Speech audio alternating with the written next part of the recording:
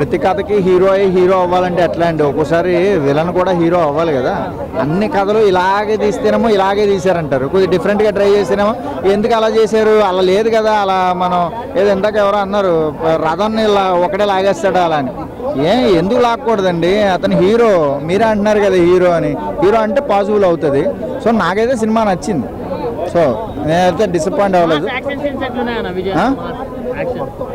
చాలా బాగుంది సినిమా, ఓవరాల్గా సినిమా చాలా బాగుంది. అనిరుద్ధ్ గారి బీజిఎం కొద్దిగా డిఫరెంట్గా అనిపించింది. సాంగ్ ఏదో లేపేశారంట కదా, నాకు తెలియదు ఆ సాంగ్ ఏంటనేది. బట్ కథను డిస్టర్బ్ చేయకూడదని నాకు తెలిసి ఆ సాంగ్ లేపేసి ఉండొచ్చు. ఆవిడది కొద్దిగా అంటే హీరోయిన్ అని చెప్పలేమండి, క్యారెక్టర్, ఆవిడ క్యారెక్టర్ చాలా బాగుంది.